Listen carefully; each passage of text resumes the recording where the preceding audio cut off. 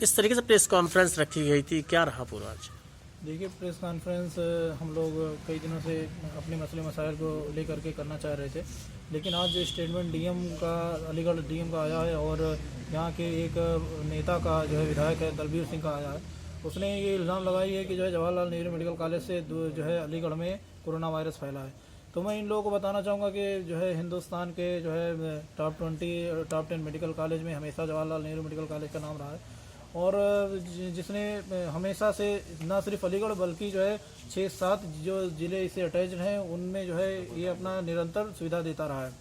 तो एक विधायक इस तरह का बयान दे करके जवाहरलाल नेहरू मेडिकल कॉलेज की छवि और हिंदुस्तान के तमाम डॉक्टरों की जो है भावनाओं के साथ खिलवाड़ कर रहा है, जो ऐसे वायरस से लड़ रहे हैं जिसका इस दुनिया में कहीं कोई इलाज नहीं है, अपनी जान जोखिम में डालते हुए।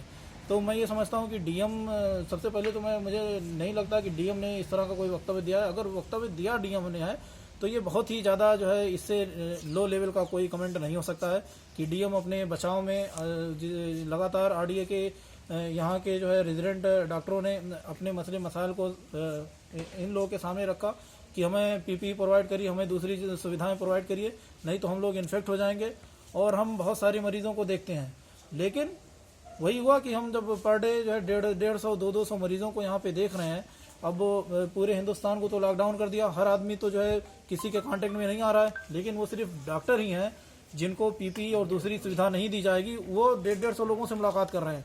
तो ये स्टेटमेंट एकदम तमाम डॉक्टरों के मनोबल को जो है गिरा रहा है। और मैं ये समझता हूँ कि अगर हिंदुस्तान कोरोना वायरस से हारता है तो ये इस तरह के जो है लो आईक्यू वाले लोग जिम्मेदार होंगे।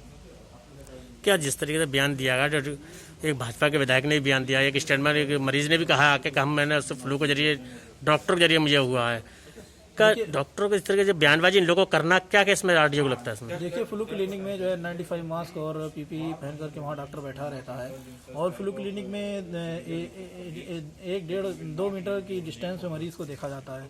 और मुझे लगता है कि जो भी स्टेटमेंट है ये बेसलेस है। क्योंकि फ्लू क्लिनिक में 2 से 3 मिनट से ज़्यादा मरीज को वहाँ एंटरटेन नहीं किया जा सकता है, और जितनी ICMR और दुनिया भर की जितनी गाइडलाइन है उसके हिसाब से अगर मान भी लेते हैं कि डॉक्टर इन्फेक्ट है और मरीज उसके संपर्क में आए, तब भी जो है उस जो है इन्फेक्शन हो ही नहीं सकता। अगर वहाँ पे कोई आ रहा है, वो उसको ऐसा लग रहा है कि वो फ्लू क्लिनिक से हुआ है।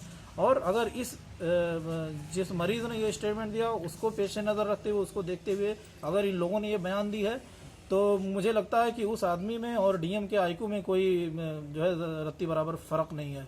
और आरडीए मांग करती है डीएम साहब से कि अपने वक्तव्य को, अपने बयान को वापस लें, और फ्यूचर में अगर इस तरह का कोई बयान आया, मैं बता दे रहा हूं कि जो है ये जवाहरलाल नेहरू मेडिकल कॉलेज की रेजिडेंट ट्रेनी है, किसी के नौकर नहीं है, ये किसी डीएम के अंडर में काम नहीं कर रहे हैं।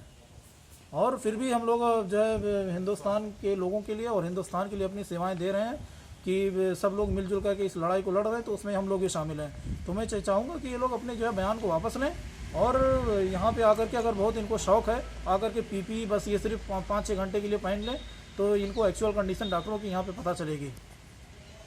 जिस तरह की बयानबाजी चली, अगर दोबारा बयानबाजी तो आपकी तरफ से क्या रहेगा? बिल्कुल जो है मैं कहना चाहूँगा कि अगर इनकी तरफ से दोबारा इस तरह की कोई बयानबाजी आई तो जो है न सिर्फ जवाहरलाल नेहरू मेडिकल कॉलेज के बल्कि हिंदुस्तान के और दूसरे ऑर्गेनाइजेशन से आरडीए बात करेगी, और हम लोग काम रोक देंगे। क्योंकि सरकार जो है अपनी जो है नाकामियों को छुपाने के लिए उनके कुछ जो है छोटभैया नेता, उनके कुछ जो है लोग इस तरह की बयानबाजी कर रहे हैं जो काबिले मजम्मत है। आरडीए का ऐसे माहौल में काम नहीं कर सकती। जेएन मेडिकल कॉलेज को अगर डीएम को ऐसा लग रहा है तो जेएन मेडिकल कॉलेज को तुरंत सील करते हुए, इसको बंद करते हुए जितने भी डॉक्टर हैं, जितने भी हेल्थ केयर वर्कर हैं, सबकी जांच कराने की ज़रूरत है। और आरडीए इससे पहले भी 50-60 लोगों के डॉक्टरों की जांच करा चुकी है। मैं तथ्यों के आधार पे डीएम की बात को निरस्त करता हूं। क्योंकि जो है सारे आरडीए चेयर्स ने अपनी जांच कराई, जितने जो है वर्कर हैं आरडीए में वो उन्होंने जांच कराई, और लगभग अभी तक 100 डॉक्टरों ने जांच कराई। किसी में कोई कोरोना का लक्षण नहीं आए हैं। और ये जो तीनों जो डॉक्टर आए हैं, ये बहुत हॉट स्पॉट एरिया पे, ट्रॉमा सेंटर में कोई काम कर रहा है, कोई आईसीयू में काम कर रहा है, कोई लेबर रूम में काम कर रहा है। तो जाहिर है कि सिर्फ 3 ही लोगों को हुआ है। जिस तरह से इनके जरिए से सुविधाएं प्रोवाइड की जा रही है, तो मुझे लगता था कि अब तक 100 से ज़्यादा डॉक्टर इन्फेक्ट हो चुके होते। और मैं डीएम से कहना चाहूँगा, आप बताइए, अगर पॉइंट सोर्स बता रहे हैं तो क्या यहाँ के अनंत शर्मा अगर कोई ऐसा रेजिडेंट है डॉक्टर, क्या वो कहीं ऐसा जो है चाइना से होकर के आया है, या फिर किसी ऐसे सम्मेलन में शामिल हुआ है जहाँ पे कोरोना के संदिग्ध रहे हों? आप सबकी हिस्ट्री खंगालिए, फिर इस तरह के बयान दीजिए। आप लोगों को मोटिवेट कर रहे हैं कि आओ डॉक्टरों को मारो, इनको लिंच करो, इस तरह का आप अगर बयान देंगे। और मैं एक बार फिर कहना चाहूँगा, अगर किसी डॉक्टर पे कोई हमला कहीं भी किसी के जरिए से हुआ तो डीएम अलीगढ़ ही इसके जिम्मेदार होंगे, और विधायक दलवीर जो इस तरह से कमेंट दे करके लोगों को उकसा रहे हैं डॉक्टरों के खिलाफ। क्या नाम सर आपका? Doctor Hamza Malik, president RDA।